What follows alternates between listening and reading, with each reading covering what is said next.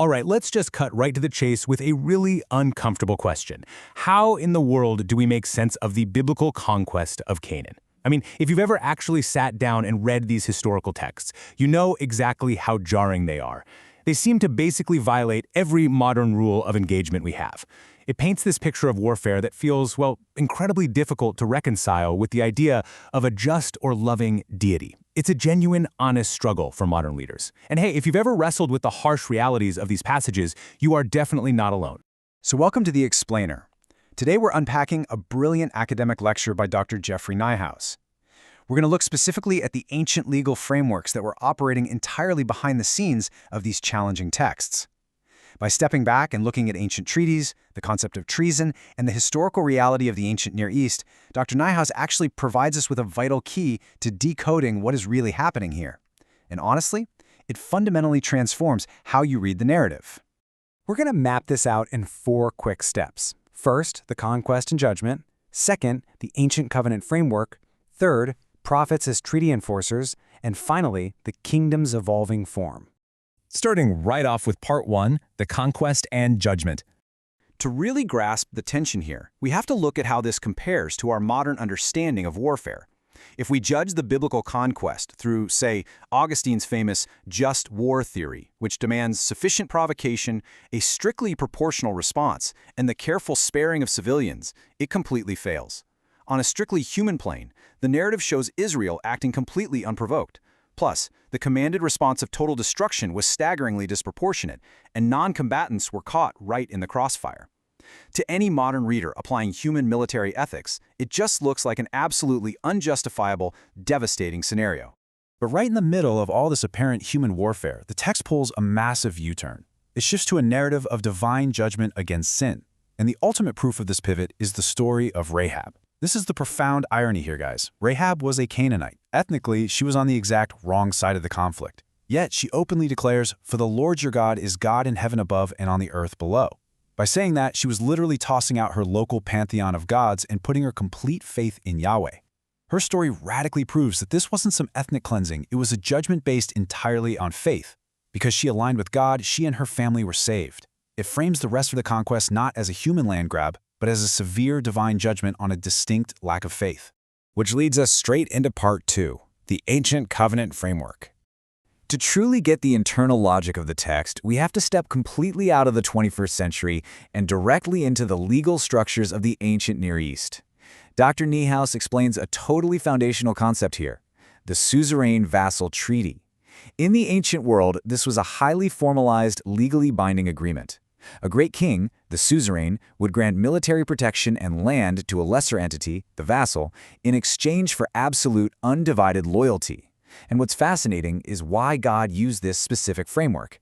It was the universal legal language of the time.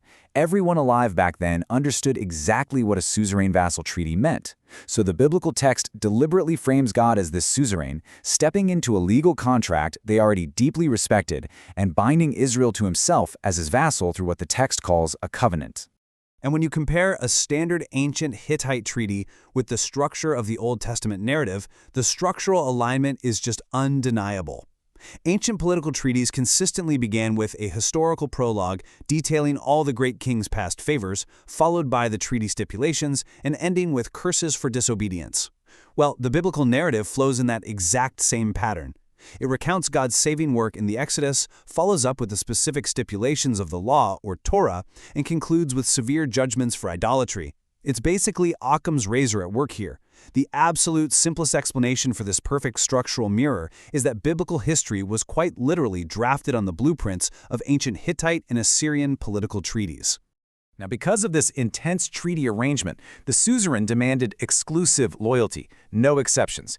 If Israel assimilated with surrounding cultures and walked after other gods, they weren't just making a minor cultural tweak, they were breaching a strict, internationally recognized legal contract, and the text outlines incredibly severe, visceral covenant curses for this kind of breach. We're talking the complete destruction of the nation, and even worse, being afflicted with the very plagues of Egypt they had just been rescued from. It threatens threatens a literal return to Egyptian slavery in ships and uses this incredibly graphic imagery of the land itself vomiting them out. The profound irony is that turning away from their suzerain meant voluntarily returning to the exact horrors they were originally saved from. Let's move to part 3, prophets as treaty enforcers. Once you grasp this whole legal framework, it totally flips how we view biblical prophets. Seriously, forget the crystal balls, the mystical trances, or the fortune tellers peering into the future. The source material presents them in a way that is way more interesting. They were covenant lawsuit messengers. Think of the prophets as God's aggressively prosecuting attorneys. They were dispatched by the great king not to predict the weather, but to serve rebellious vassals with a divine legal subpoena. Their main job: to rebuke the nation, manage the covenant, and strictly enforce the terms of the treaty. The text also establishes a very strict hierarchy among these divine messengers. Moses is placed in a completely different league. As the primary covenant mediator, he's uniquely described as speaking directly with the suzerain face to face.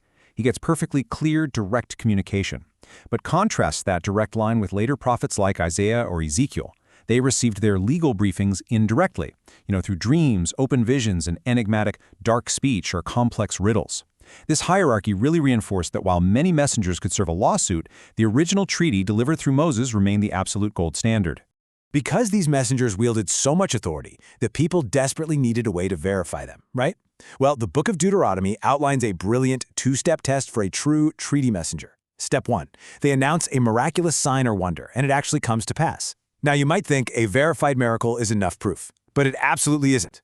Step 2 is the ultimate trap. Do they then preach rebellion or say, "Let us follow other gods"? That is the crucial safeguard. Even if a prophet calls down fire from the sky and performs impossible magic, if they counsel Israel to break that suzerain vassal treaty, boom, they are exposed as a complete fraud. The legal treaty was utterly supreme, even over the supernatural. And that brings us to our final piece, part 4, the kingdom's evolving form. Dr. Niehaus provides a really powerful analogy to explain why the punishment for those false prophets was so incredibly severe. In the context of an ancient nation-state, theology was quite literally politics. Convincing people to walk after another god wasn't just, a simple difference in personal religious preference. It was high treason.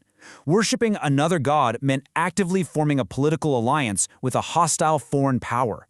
It was a deliberate, calculated attempt to overthrow the legitimate government and the suzerain. And just like in modern history, treason against the nation-state requires the absolute most severe penalties imaginable to preserve the political order and protect the nation from collapsing. And we can see how this dynamic completely shifts over time, because the form of the kingdom dictates the judgment. In the Old Testament, the kingdom was a literal physical nation-state. It had geographical borders and physical armies. Because of that, the warfare was physical, and high treason naturally required physical penalties, specifically the death penalty, to protect the state. But as the biblical narrative progresses and the kingdom evolves into the New Testament church, well, everything changes. The kingdom loses its physical borders, and the warfare becomes entirely spiritual. Consequently, the judgment for treason shifts from the physical death penalty to spiritual excommunication, or being declared anathema. The rules fundamentally change simply because the form of the kingdom changed. As we wrap up this explainer, let's bring this all the way back to our initial struggle. We started with the sheer horror of the conquest when viewed purely on human terms, as a military land grab, but when we view it through the historical lens of a cosmic, legally binding suzerain vassal treaty, the entire landscape shifts. It reframes a story of seemingly random violence into a narrative of profound legal and covenantal stakes. So I want to leave you with this final thought to ponder. If the underlying structure of these ancient texts relies so heavily on the blueprints of ancient political treaties, how does uncovering that context shift your understanding of history and theology? Does it change the way you read and interpret these complex narratives? Keep asking those tough questions, keep looking at the structures beneath the text, and we'll see you next time.